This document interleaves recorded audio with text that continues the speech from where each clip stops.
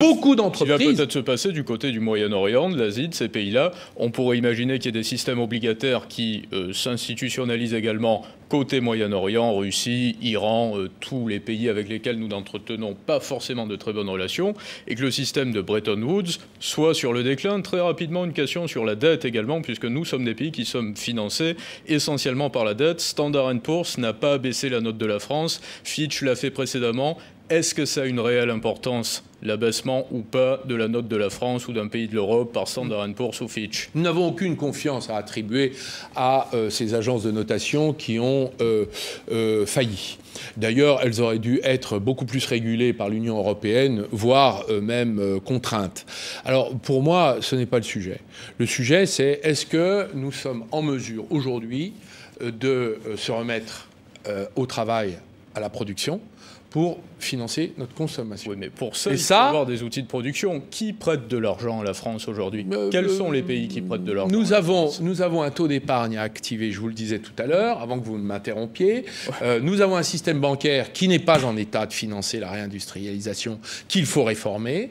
Aujourd'hui, quand vous allez voir un banquier, pour financer une PME industrielle, à chaque fois qu'il prête 1 euro, il est obligé de mettre 1 euro de réserve, tellement il considère que c'est archi risqué, alors que le risque est beaucoup plus faible que dans de nombreux autres investissements auxquels il procède. D'ailleurs, l'implication de certaines banques françaises dans la crise des subprimes a montré que les activités de marché spéculatives étaient beaucoup plus risquées que les activités de financement de l'économie réelle. Donc, la réforme des banques qui n'a pas été faite après la grande crise 2008-2009 doit être faite, et nos fonds de pension doivent être activés pour mettre notre argent dans l'industrie et l'agriculture. 30 secondes. Peut-être parce que la politique de la Banque centrale européenne a été beaucoup trop expansionniste pendant une vingtaine d'années. Nous avons prêté à des taux très bas pendant des années 90 à 2010. Même Bernard Arnault s'en étonnait. LVMH empruntait à des taux négatifs. Aujourd'hui, nous payons le prix d'une politique trop souple.